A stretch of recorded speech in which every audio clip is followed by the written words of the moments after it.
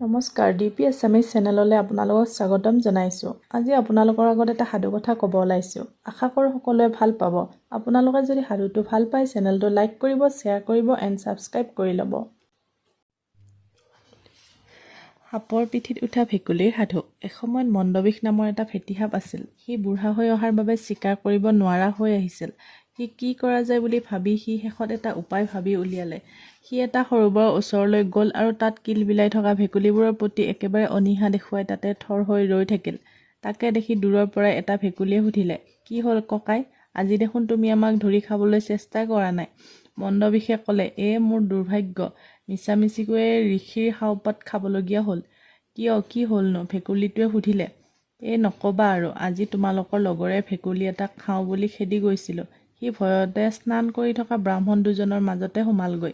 ময়ো তাক তাতে খুট মাৰি দিলোঁ, কিন্তু ভুল হৈ গ'ল। খুটটো ব্ৰাহ্মণ এজনৰ পুতেকৰ আঙুলিতহে পৰিলগৈ। সি লগে লগে মৰিল। পুত্ৰশোকত প্ৰিয়মান ব্ৰাহ্মণে মোক শাওপাত দিলে, তই ভেকুলী বুলি বলিয়া হয়েইটো সেইখন কৰিলি। গতিকে মই শাও দিছোঁ, তই কোনো ভেকুলীয়ে অনুগ্ৰহ কৰি অনুমতি নিদিয়ালৈকে নিজে নিজে জীৱনত ভেকুলী খাব নোৱাৰিবি, আৰু তই ভেকুলীক পিঠিত তুলি ফুৰাই থাকি এই পাপ খণ্ডন কৰিব লাগিব। গতিকে এতিয়া তোমালোক আহা, মোৰ পিঠিত উঠা। মই তোমালোকক বহন কৰোঁ আৰু মোৰ পাপ খণ্ডন কৰোঁ। ভেকুলীটো বৰ আচৰিত হ'ল। সি গৈ ভেকুলীৰ ৰজা জলপাদক গোটেই কথাখিনি ক'লে। জলপাদও আচৰিত হ'ল। তেওঁ মন্ত্ৰী আৰু পৰিয়ালবৰ্গৰ সৈতে সাপটোৰ ওচৰলৈ আহিল। সাপটোৱে তেওঁকো একেখিনি কথাকে ক'লে আৰু নিৰ্ভয় দি তাৰ পিঠিত উঠিবলৈ আহ্বান জনালে। খন্তেক থেৰোগেৰো কৰি ৰজা সাপৰ পিঠিত উঠিল, লগতে তেওঁৰ পৰিয়ালো উঠিল। সাপটোৱে তেওঁলোকক সৰোবৰৰ চাৰিওফালে এপাক ঘূৰাই নমাই দিলে। জলপাদে বৰ সন্তোষ পালে। তাৰ পিছৰ পৰা সদায় আনক বাদ দি নিজ পৰিয়ালৰ সৈতে মন্দবিষৰ পিঠিত উঠি এপাক ঘূৰি অহাটো জলপাদৰ অভ্যাস যেনেই হৈ পৰিল।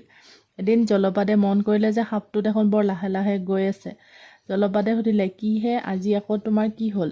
সাপটোৱে ক'লে, মানে মহাৰাজ, কিছুদিন একো খোৱা নাইতো, সেইবাবে দেহাটোত শকতি নোহোৱা হৈছে। তদুপৰি ঋষিয়ে মোক শাপ দি থৈছে যে ভেকুলীৰ ৰজাৰ অনুমতি নোহোৱাকৈ ভেকুলীও খাব নোৱাৰোঁ। এনেকৈ কিমান দিন টানিব পাৰিম ক'ব নোৱাৰোঁ। আপুনিও মোৰ পিঠিত উঠাৰ সুখ বৰ বেছিদিন নাপাব যেন পাইছোঁ। ইফালে ৰজাৰ অৱস্থাও এনেকুৱা হৈছে যে মন্দবিষৰ পিঠিত নুঠাকৈ তেওঁ থাকিবই নোৱাৰে। গতিকে ৰজাই ক'লে, তেন্তে সৰু চাই ভেকুলী এটা খাই লোৱা। হ'ব মহাৰাজ, আপোনাৰ অশেষ কৰোণা। এইবুলি মন্দবিষে টপ টপকৈ এটাৰ ঠাইত কেইবাটাও ভেকুলী খাই পেলালে। জলপাদে দেখিও নেদেখাৰ ভাও জুৰিলে। যি নহওক, সিটো সাপৰ পিঠিত উঠি ফুৰিবলৈ পাইছে। কেইটা ভেকুলীৰ ভাগত এনে সুখ মিলিছে। তাৰ পাছৰ পৰা মন্দবিষে কেতিয়াবা ৰজাক সুধি আৰু কেতিয়াবা নুসুধিও ভেকুলী ভক্ষণ কৰিবলৈ আৰম্ভ কৰিলে। জলপাদে সেইফালে বৰ বেছি মন কাণ নকৰে। সি তাৰ পৰিয়ালবৰ্গৰ লগত সৰ্পাৰোহণৰ আনন্দ লোৱাতে ব্যস্ত। ইফালে তাৰ ৰাজ্যৰ ভেকুলী ক্ৰমে শেষ হৈ আহিল। এদিন মন্দবিষে ক'লে যে তাৰ খাদ্য খাবলৈ জলপাদৰ ৰাজকীয় পৰিয়ালৰ বাহিৰে আন কোনো ভেকুলী বাচি থকা নাই। সি আৰু জলপাদৰ অনুমতিৰ বাবে অপেক্ষা নকৰিলে। সি এইবাৰ ৰাজকীয় পৰিয়ালটোকো খাই পেলালে।